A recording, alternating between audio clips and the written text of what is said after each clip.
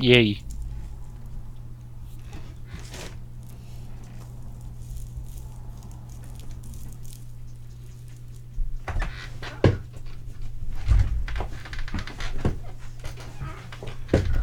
Ah! Alright, we are live for episode 48 of Depths of Gaming. Greetings, everyone. How are you today? We have a glorious 9-hour show planned for you today. Oh, I'm sure everyone is riveted. Indeed. Though due copyright complaints, it's only going to be a half hour. You're just going to have to you're going to have to imagine that it's longer. Well, no, we might run long this episode because we're mostly going to be talking about Stellaris. Yay! The return of Stellaris segment. I'm sure Paradox Interactive is very happy with that. I think it's their favorite segment. Well, yeah. It's like free publicity to all of the zero people out there. Publicity. Publicity.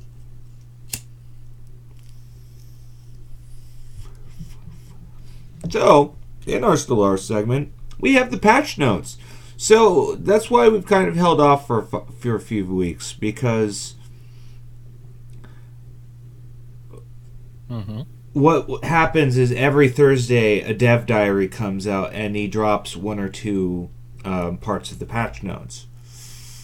Where this is all of it. This is everything.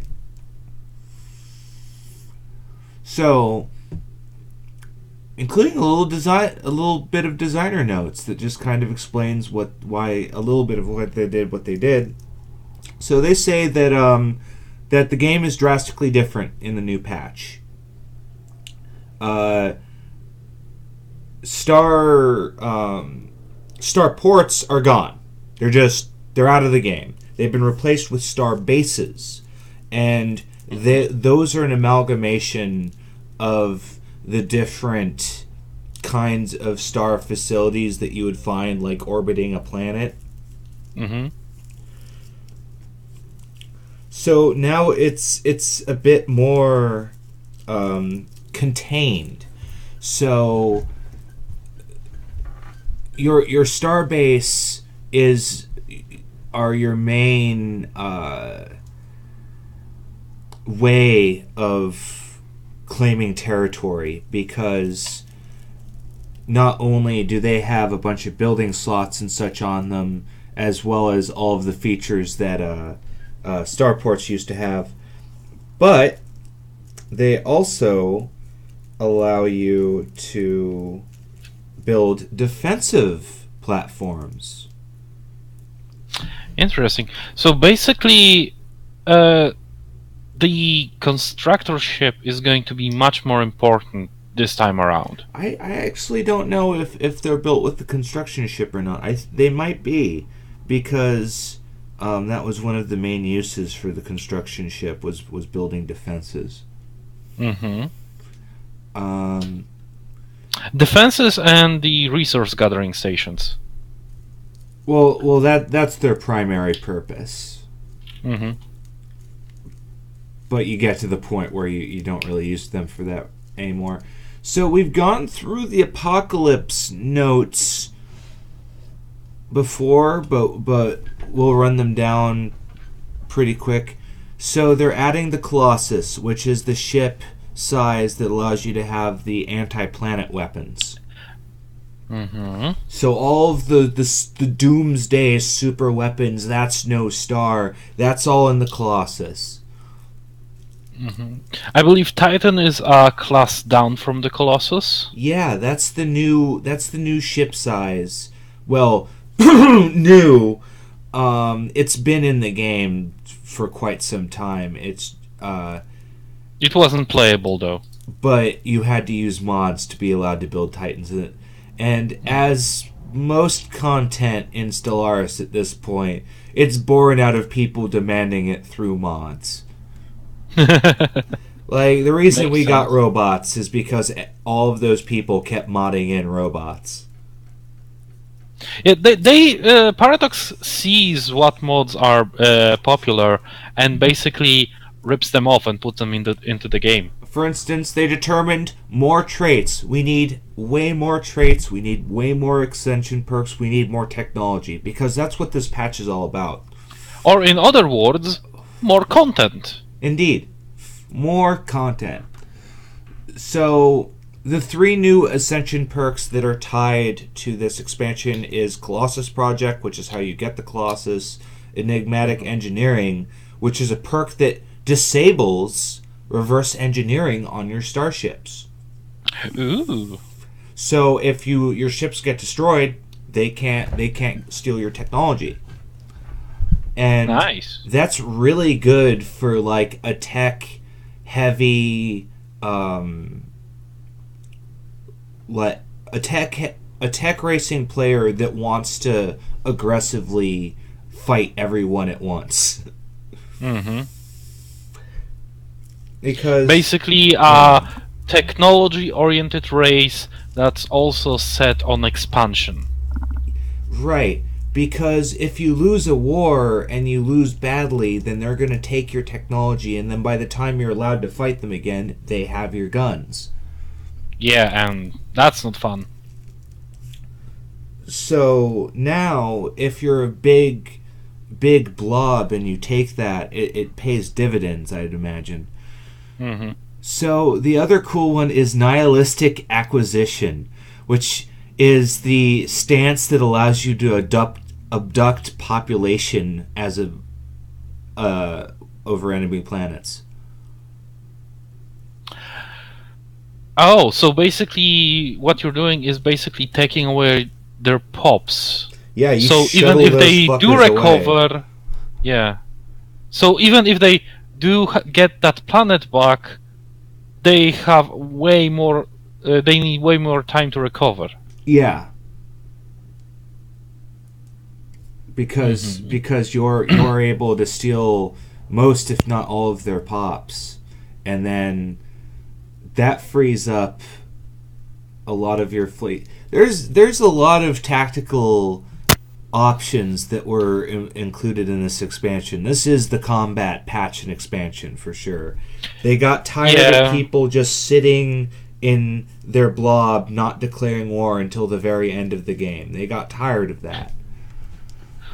Well, everyone wants to play the game their own way, right? Absolutely. If someone wants to sit in place and just grow more and more powerful without budging anyone, that's a play style, right? But that shouldn't be one of the only viable play styles. No, it shouldn't be.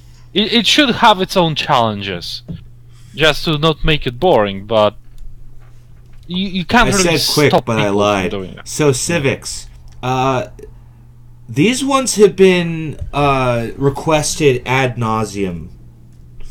So Life Seeded allows you to live on Gaia worlds, and your homeworld is a max-sized Gaia world. Mm-hmm. But you also aren't used to living on any other kind of planet. So basically, you are like a spoiled child. Yes. You the only place you can live in is in a villa.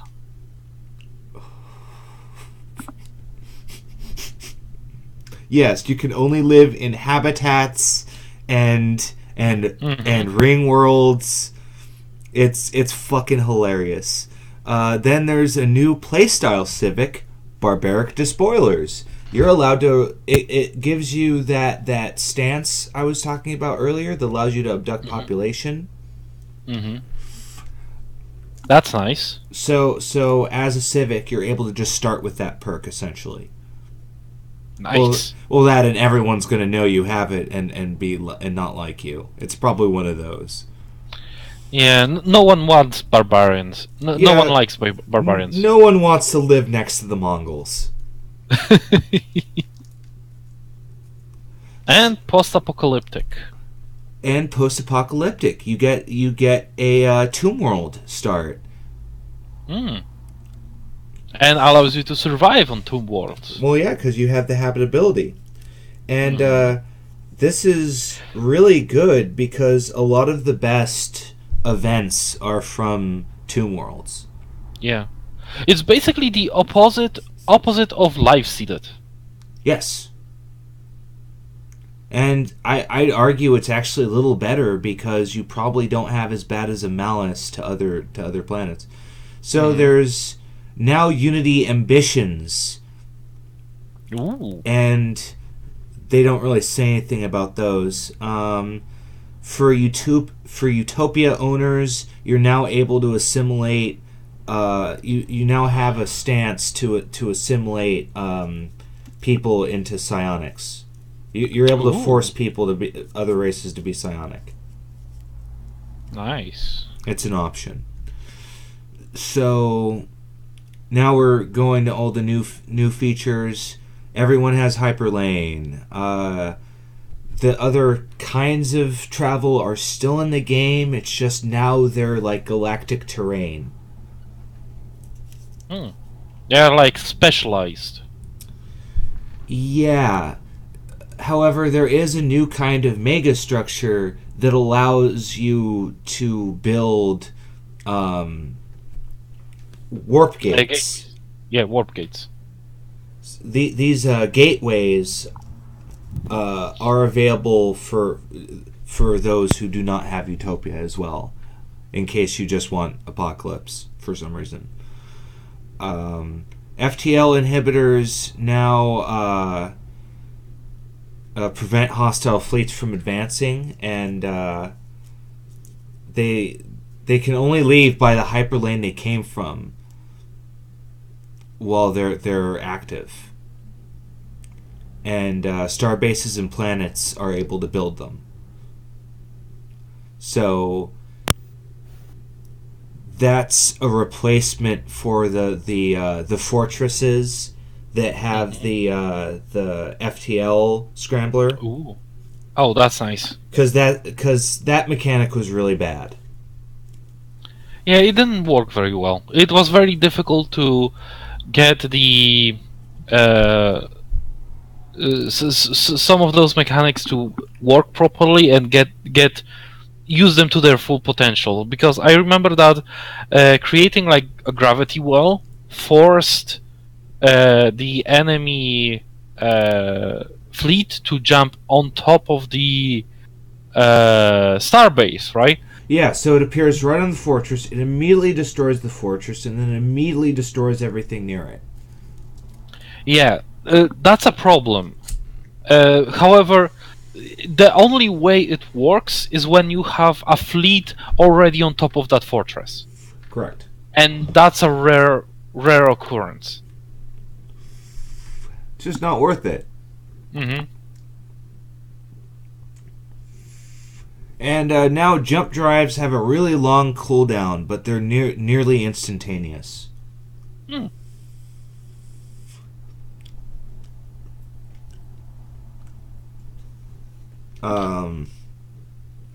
Star bases are the poster child of this new patch. System ownership is now dedicated to the star bases. They have module and building slots. Nice. They mention a nebula refinery. That sounds interesting. Ooh, yeah, because up to this point, nebulas didn't actually do anything. Nope, they were just pretty. Yep. And to be fair, they were very pretty. Very pretty. Well, they were pretty, and it allowed us to like figure out where we were, like compared to each other, because we use them as landmarks. In multiplayer, yeah, they were useful for orientation, yeah. So you can upgrade star bases. They start as outposts, and the last level is Citadel. So there's 5 levels of progression. And the larger they are, of course, the more defensive platforms you can build around them. Nice. Fleets have a cap on how big they can be now.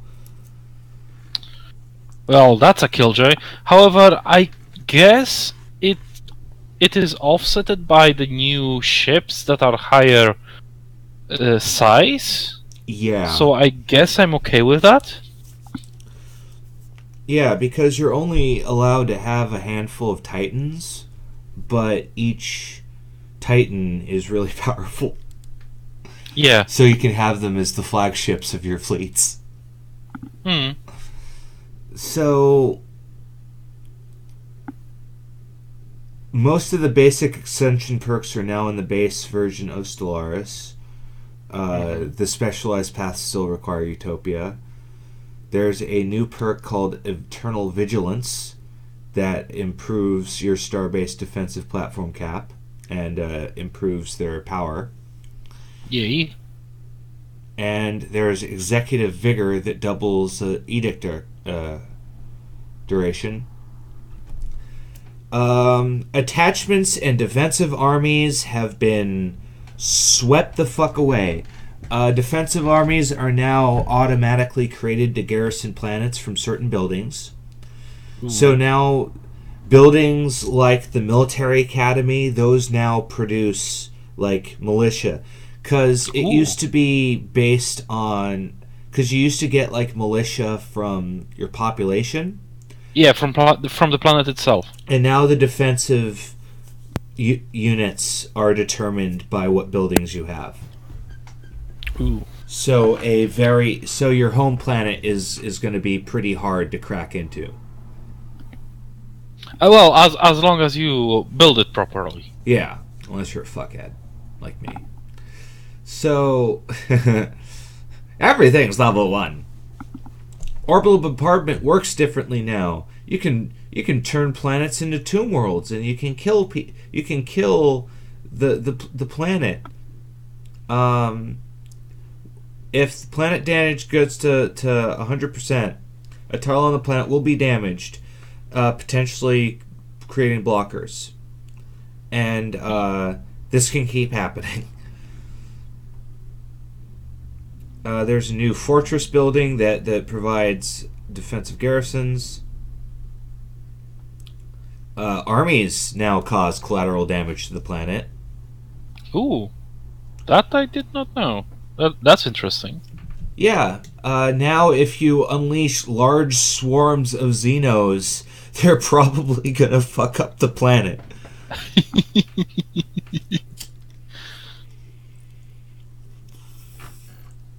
Well, I prefer toasters, but sure.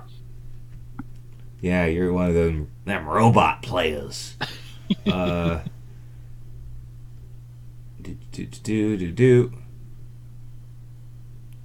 Armies and ships can now level up. Galactic terrain. This was mentioned earlier. Certain systems now have effects. So pulsons, neutron stars, and black holes now are also landmarks that do stuff.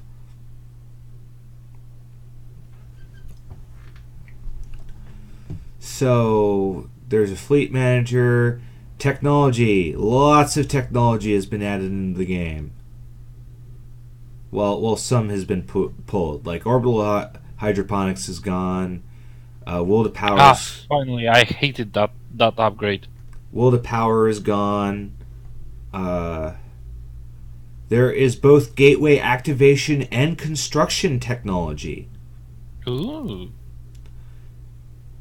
So you can basically use an already built gateway. Yeah, there are several that are already built. But you can't access them unless you have the tech. Makes sense. Each ship now has technologies that increase the hull points. Each ship now has build speed technologies. Ooh. So basically, if you have a technology for a specific ship, you can build it faster. Yeah, if there's a ship size you like, you can get the upgrades to make them build faster. Because something everyone noticed is that it didn't take very long to start drawing the infinite technologies. So much so that they made it harder to discern which was an infinite technology. because some of them are in the middle of the tech tree, and it freaked people out because it made them think that the tech tree is shallow, which it kind of is. It's shortened, yeah. But they thought it was even shallower. Traits. There are 2 new species traits which govern Unity output. Ooh. So you can have a species that does not get along at all. And produces very little Unity, and I'm assuming there's an opposite of that as well. Yeah. Like I said, there's an opposite. Mm-hmm. This is the big one. Pirates can spawn in any unknown system near your borders. Ooh. After the first 10 years of the game. And they get stronger over time. So, if you find any, you better kill them quick. Yeah, you have to continually patrol your borders now, because something they noticed is that your ships, because it was cheaper, just stayed docked at your starport until stuff happened. They wanted to do more to keep fleets moving around. There are new edicts, and they all now have a upfront cost and duration. They are not toggled anymore. Interesting. Edicts are like temporary buffs that you can buy for your... No, those are the things that people turn on at the very start of the game or whenever they unlock, and then never turn them off. Yep.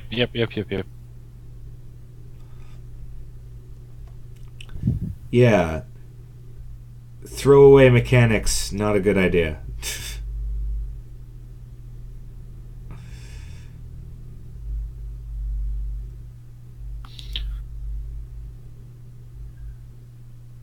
And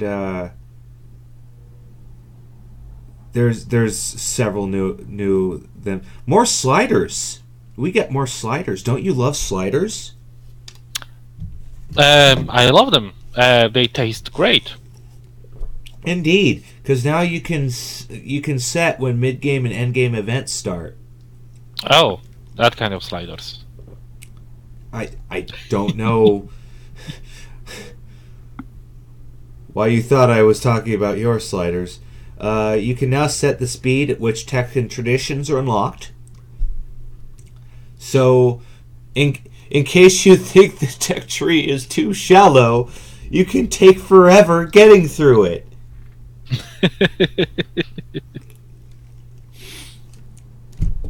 And you can set the frequency of wormholes and abandoned gateways. So you can have a galaxy that does not have any or has many.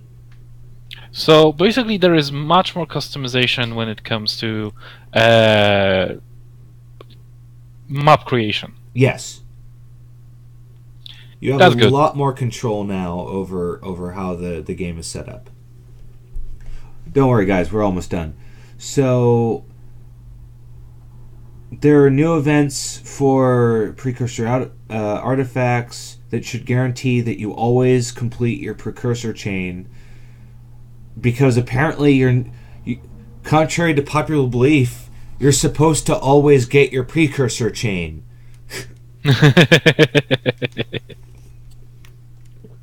It's not supposed to be a maybe you'll get it thing like it is now. Well, I'm glad that they cleared that out. Your home system starts explored and largely fixed. Fucking finally. I know. You can no longer trade star charts, but you can trade communication signals. Ooh. Which is another fucking finally. Because trading star charts was kind of a stupid mechanic. Yeah. Because you don't... It makes sense in other games of Paradox, like in Crusader Kings, right? Yes. But not really here. Or in Europa Universalis, yeah. But here, not so much. Right, because you only really need to know where the other players are in the galaxy. You don't need to know about the planets in between.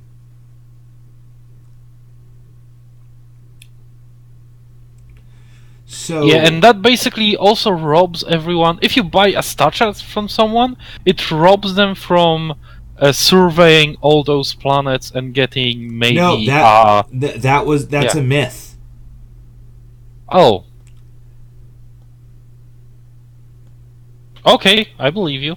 It turns out that's a myth. Planets can only be surveyed once, and Okay. yeah, they only RNG once. Ooh, interesting. So it's even worse than I thought. Okay. Yeah, that.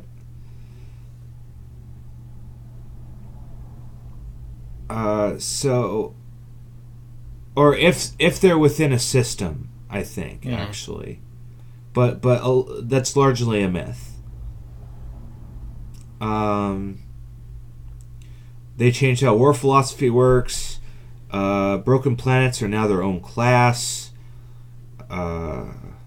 They changed how a few pre-scripted AIs are because there were too many of certain ones. Mineral processing no longer gives plus 2,000 mineral cap, but unlocks the Nebula refinery. Ooh, So that's nice. actually a pretty early game Nebulous. tech. Yeah, finally we will do something with Nebulous. Yeah, that's a very early game tech. Mineral processing is like one of the first things you get. Mm-hmm. Oh, by the way, they removed mineral silos.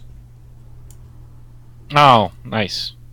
I never built those. I do. I built them because it was worth it because I was trying to do weird things. I see. You could really abuse them with the democratic strategy.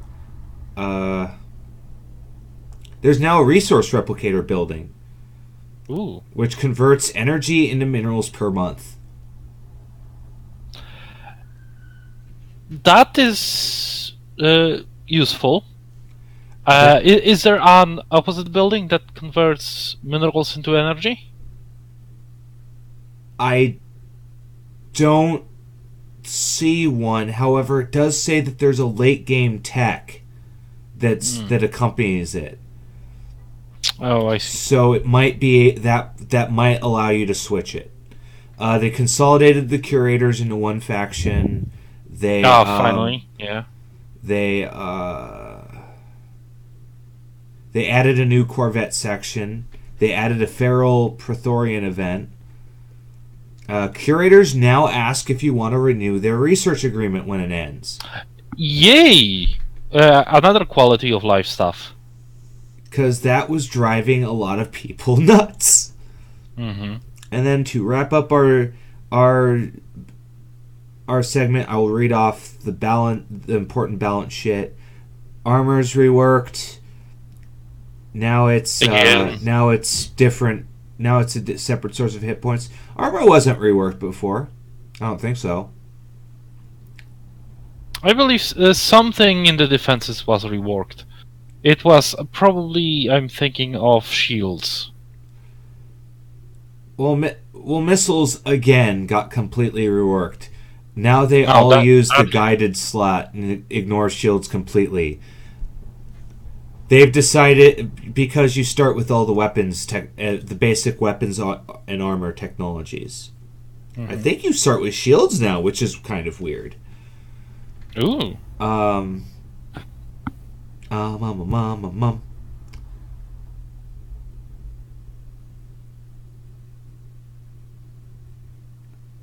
Strike-craft are now only one entity. They're no longer bombers and fighters.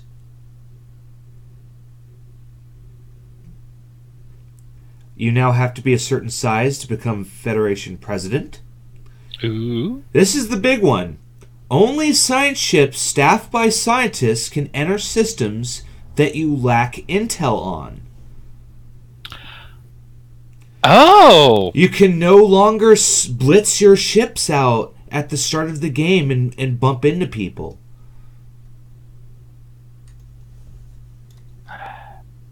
I wonder how this is going to affect my gameplay. Well, because that's that's more of a competitive gameplay thing. Yeah, move. Yeah. Because what people do is they'll make an alliance early on by throwing their corvettes out as fast as possible, trying to find people, and then they start making their contracts as fast as possible. Mm-hmm. And so that's how they pull off these crazy Federation victories. So that's big, because exploration becomes far more important. I've always been a triple science ship player, but whatever. There's a force disparity mechanic, so if you're outnumbered, you get a fire speed bonus. Ooh. Ships have a chance of pussing out. Oh, that's going to be dangerous. But there is a combat stance you can take if you're certain ethos that allows you to ignore that.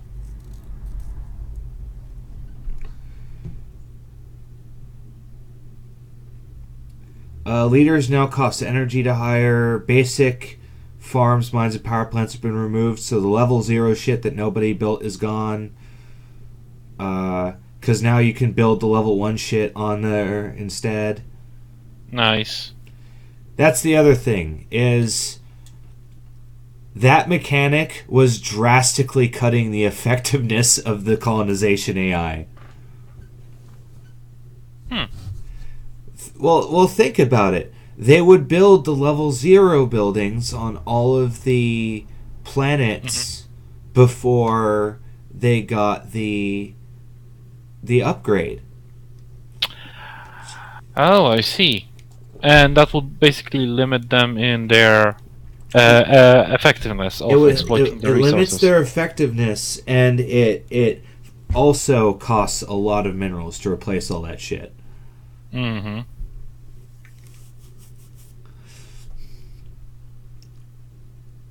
They changed how a few ethics work. I'm seeing a lot of Unity output changes. They changed a bunch of civics. I don't see anything new. Traits. Not. Oh, something they did do is they made it so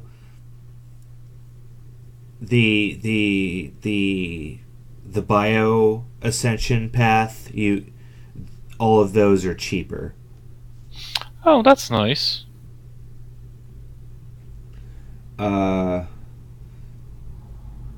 Technology is no longer affected by the number of pops you have.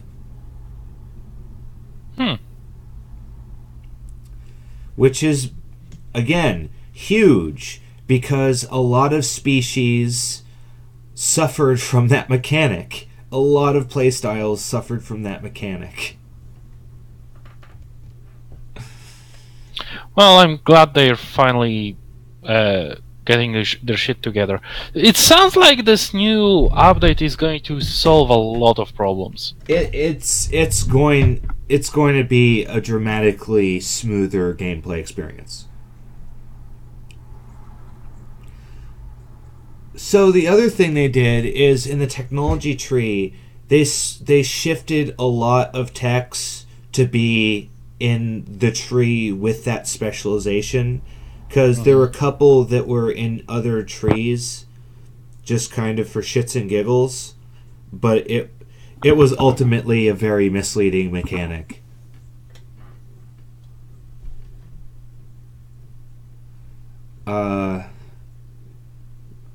They renamed rocketry to propulsion and moved the kinetics tech into it. So now guns and rocketry uses the same specialization.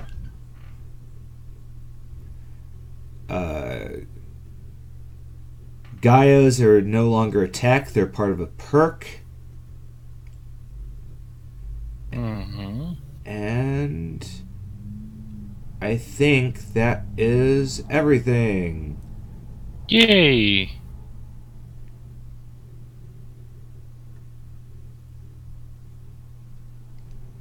Oh, the missiles and torpedo slot is now called the guided slot.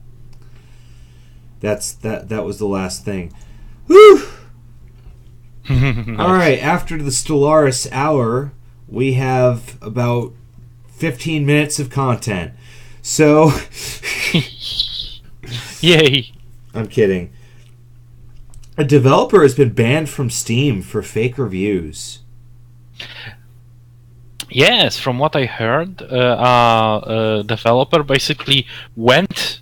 the boss basically went to his employees and told them, you know, a lot of your future depends on the success of this game. So if it fails, you all lose a job. So I cannot force you to write good reviews for the game.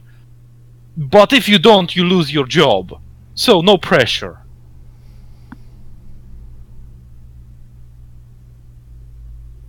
Steam learned about that and said, "Oh, put the fucking kibosh on him." Yeah, they basically said, "You know what? This goes straightly against our terms of service. So you're out." Yeah. The guy basically tries to defend itself, tries to weasel itself out of it, and is saying that at the end of the day, that's not what making games is about. You don't make games, shovel them on Steam, and then threaten the people that made them to get to all review it as if that's going to save your game. If your game's not good, your game's not good. Yeah, to be fair, the game looks nice. What is it? Incel Games. That's the developer. It's the guys from the company is from Malta, apparently. Malta. Yeah. I see. Well, I guess that's how they do it in their games market. That's not how we do it in our games market. Mm-hmm. We have rules against that probably. Shit. Yeah, there is a lot of pressure on indie developers to have their games succeed, or like small developers, and I get that. I get that you want to have your game to give your little baby as better of a start into the wide world as possible, but if you do something like this, you're basically ruining the platform, the Steam platform, not just for yourself, for your future games, but for everyone else as well. So don't do that ever. Do not post fake reviews. Absolutely. Moving on, CD Projekt Red has got real about loot boxes, according to Leanna Ruppert on this article. If I can get it to go here. To open, yeah. There we go. CD Projekt Red does not like what's happening with loot boxes. Oh and no, DLCs. we mentioned it a while. They mentioned it a while back that they considered this all to be miserable. this whole loot box thing. Yeah, from their point of view, the game, if you pay for it $60, full price, right? You should be getting a complete product. That is like a complete product. Like if you go to a store and buy a printer, you just buy this one product, and it serves you well, right? Yeah. You don't need DLCs and microtransactions and loot boxes. You don't go to a store to buy a toner loot box and What's open funny it up is the to see what printers color do you try to have. sell you DLC now. Yeah, and with the Witcher series, I believe that CD Projekt Red took the philosophy of creating this based game, and then having DLCs to be free. And if you wanted to expand the content of the game, they provided expansions, which is like a completely new game based in the same universe. I see.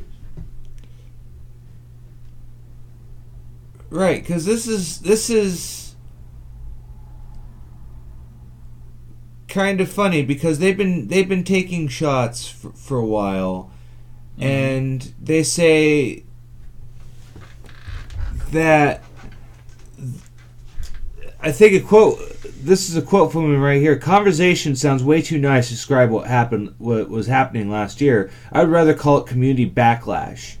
Now, this is referring to all of the people that stepped in on the forums and the Reddits to to complain about this game's practices and the studio's practices on top of that.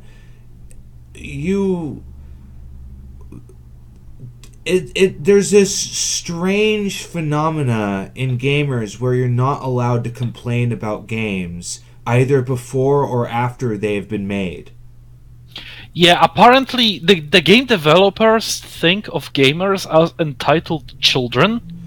Yeah, because here's the paradox is if you complain about the game when it's in early access, 500 people start stamping their feet going, it's early access. But if you wait until the game's released and you start complaining about the game, they go, well, why don't you make your own game? This is the game that they made. Like, wait, then when do we get to say anything? Yeah. You don't have to be a game developer in order to criticize a game. Just like you do not have to be a movie director in order to criticize movies. Absolutely. That's the same argument. Everyone if the game is shit, you have to be vocal about it. Absolutely. Otherwise, it's not going to get better. And this entire... Yeah. Everyone's allowed to talk shit about a bad movie, but if you talk shit about a bad game and enough people like it, you're some sort of crybaby or something. It's very strange. Yeah, and we're not even talking about bad games. We're just talking about bad business practices. Yeah, just bad business practices. Yeah, turning games into live services is amazingly profitable. Life service? Yeah, live services. Oh, live service. He's been saying that for the last hour, and I'm like, what? But no, it's just me mishearing him. Or me being unable to speak in English. But yes, I can't speak English. The main thing here is this is going to keep happening. Is companies that did well are going to keep throwing stones at these other companies because the other companies have been doing this for years. Fucking EA, Ubisoft, they've been standing at the top of their obsidian towers going, we are unbeatable. And that's over. There are companies that have done well enough on successful titles that they're able to overthrow them. They're able to overthrow them. They're able to sway other people's minds. That's where indie hits like Subnautica come out of. Yeah, it's actually quite amazing to me that these people are just focusing so much on making all of the money. It's not they're incapable of thinking of, okay, let's just make a profit. Let's make a good game and let's make that game make a profit. That's it, right? And besides, the industry is constantly complaining that the cost of making games is going up. Bullshit. The cost is going up because the gaming industry wants it to go up. They are perfectly capable of making lower budget games and more of them, and in order to get a better chance at making a profit. But they are not. They're focusing hundreds of millions of dollars into one game, and then hundreds of millions of dollars more for advertising campaigns, which are completely unnecessary. The best possible advertisement is a satisfied gamer suggesting the game to their friends. A word of mouth is much better than hundreds of millions of dollars in advertising. That's entirely true. Because these game designers are looking at people like Riot with League of Legends. They're going, oh, well, what's keeping people playing that game? Well, clearly it's the fact that they have to play a really long time to unlock stuff. Obviously, that's what we'll do. And they're shortcutting. They're doing nothing but taking shortcuts. Yeah, they're not creating they're not making creative solutions to create better engagement. No, instead they're focusing on Skinner box techniques, on numbers games, on loot boxes, on dependency forming actions, and that does not make a good game. That makes good addicts, but people know that you're doing it. You're basically selling your own brand at this point, and devaluing it. Absolutely. There will come one day when EA will wake up, and it will turn out that their brand is not worth anything anymore. No one wants to buy their games. No one wants to be exploited again and again and again. Yeah. And moving on. Whatever. Yeah. Before Christian mounts his horse and grabs his lance, riding off to the EA offices. Yeah. When I will rise my banner. Kura! Kura! Total War Arena is entering open beta in a couple days. Yay. Coincidentally, on the same day that the patch is coming out with the expansion. 22nd. Ooh, fancy. So the glorious thing about Total War Arena is it was built by Creative Assembly, but it's being run by Wargaming. Mm. And it's so the same guys that did the World of Games, yeah. And the thing is, this game used to be on Steam, but they something fell out. The publisher dropped, so they found a different publisher. And for some reason, they have decided that they are not going to tell anyone anything about what is going on.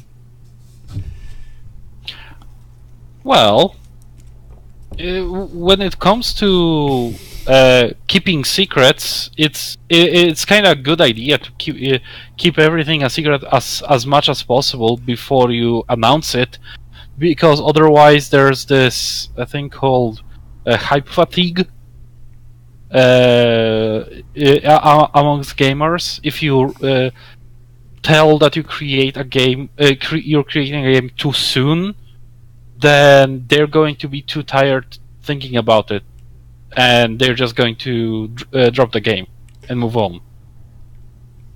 See, that's true. But the thing about Total War Arena is this is a project that has been in the works for years. Mm-hmm. This has been in the works for years, and they're pushing founders packs hard with this. It has the typical World of economy where you're continually paying into the game to advance faster.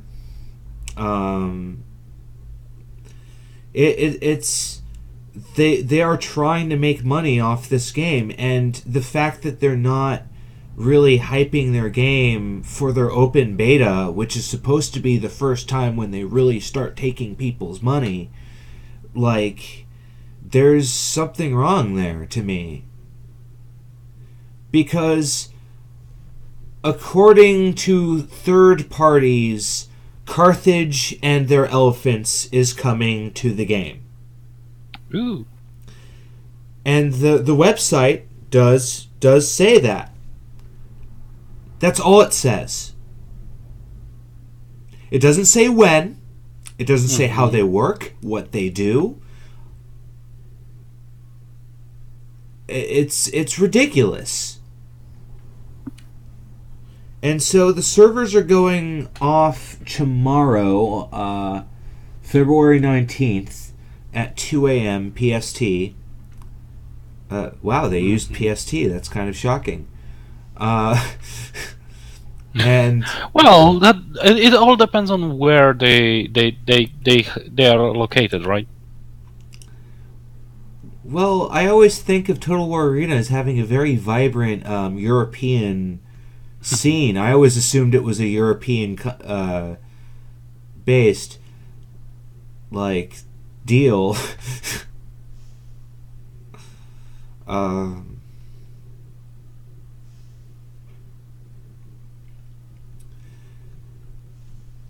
Because that's about it. Mm-hmm. Because on the 22nd at 2 a.m. the server should be back up, and open beta will be up. We're supposed to get new commanders. We're supposed to get new maps and stuff, but I have no fucking clue what it is, and I don't think anyone else does either. Yeah, there's not much known about the game, so true story. I'm on the Total War Arena Discord, and I started asking one of the people. See, she's tagged on the server as wargaming, so I assumed she was working on the game in some way. So I started asking her questions, and then she says, "No, I'm a community moderator, or I'm a community person." I'm like, "Good, you can answer my questions about what's in the next patch." And she goes, "Oh, I can't mention anything." What? But as a community person, you're supposed to hype the game, and you can't tell us anything. And so and then we started talking amongst ourselves. And then eventually she speaks up and goes, "My lips are sealed. I can't say anything." And finally I lost it. I went, "You get paid to neener."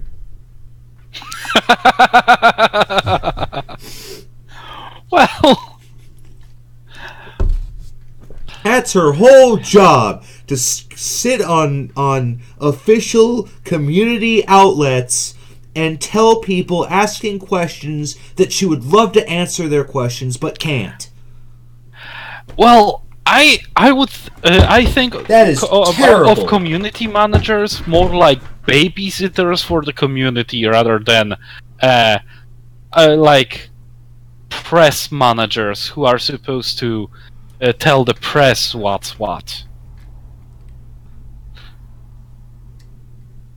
Well, that seems to be the problem, is so do they. Because the whole job of the community manager is to keep the community excited about the game, not really to Because this idea of a dedicated admin is a complete fantasy. There's no such thing as a dedicated website admin that just sits on chat all day and stops misbehavior. Like, that person is a douchebag if they think they're really stopping anything. Yeah, they don't. They just have a bot for that. Like, they have bots for anything serious.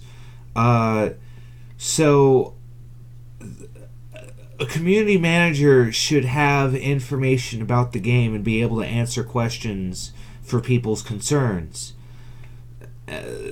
That's how it's always been in past games where they've had community managers. Asides them pretending like they literally run the community. Well, maybe they just don't know. Maybe they didn't tell her, so she doesn't know. I'm assuming it's a she. No, she was literally saying she knows but won't tell us. Oh, that. Well, she Twice, told and you she that she interrupted, knows, and she but is that interrupted the true? conversation. Well, she's a community manager for Wargaming. She's been at all the meetings. She knows what's happening. It's just for some reason she is not allowed to do her job.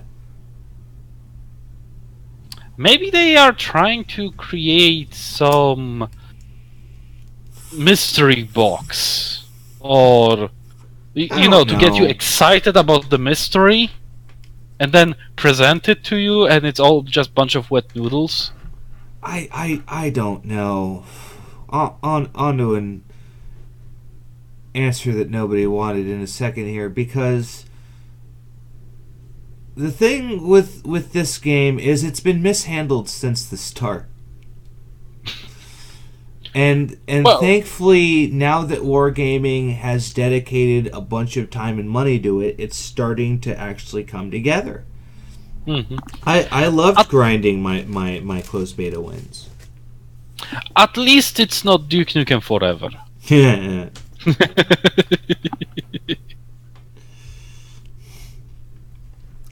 So, elephants, from the look of it, are really powerful, though. They're single units.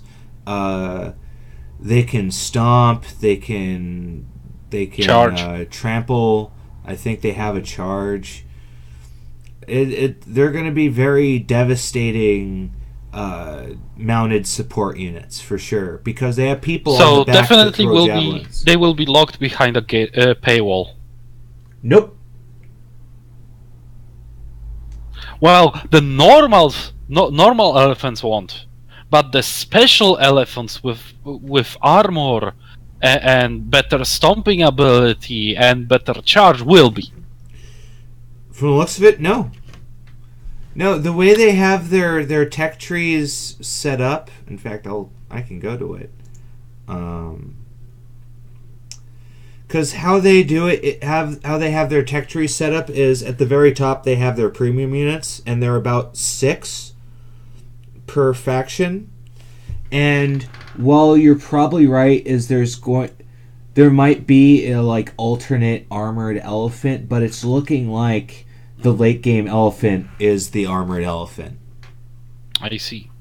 Because you start that tree at level 6, and then it's just elephants all the way up. Sounds nice. Because I'm pretty excited for that, because this game needs more units. It really does. So, on to our answer that nobody wanted. Is D&D getting sillier? By Scathlin. Usually the older you get, the sillier it looks. Yeah. Don't get me wrong, I'm not at all asking the question to imply it's a bad thing. I've been playing D&D for a long time, both as a player and a DM, and my games have always varied widely in tone. I abuse commas.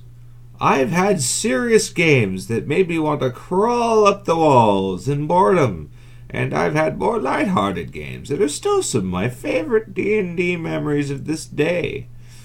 One of the most important rules of D&D is to have fun, and comedy is fun.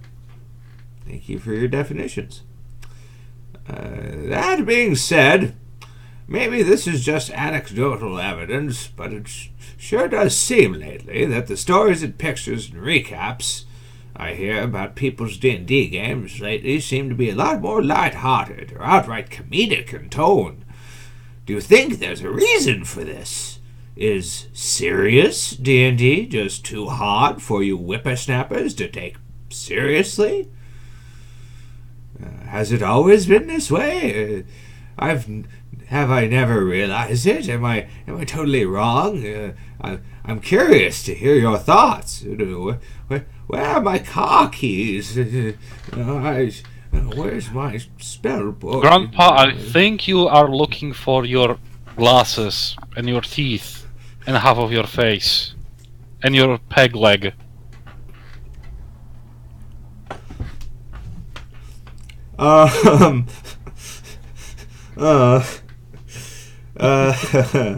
So I don't know. It really depends on the characters that people make and how they want to take it. Because if you play the modules, those get pretty serious. You know what? I have a suggestion. Hmm. If you think D&D is silly, then play some of the porn variants of D&D. You know, with the cum golems and all their R-rated stuff. And once you have your fun with that and return to normal D&D, you will realize that it's not silly at all. It's just light-hearted fun. Please, I'm trying to be serious while I ride my red dragon into battle and cast magic missile on the enemies as a bonus action. I'm trying to be serious. Take me seriously, or else I'm going to abuse commas at you.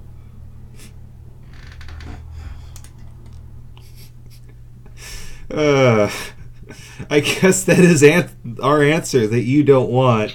Is that yeah, you're just kind of out of it. Because games could be silly, games could be serious. It depends on the party, man. Like, some people take the game very seriously, some don't. If you hang around with a bunch of emails, I'm sure that they would love to play a very serious game with you. We had a game once with a guy that didn't take the game seriously at all. He just wanted to talk in memes and all of that, and we were trying to play a more serious game, so we did. So we eventually asked him to leave.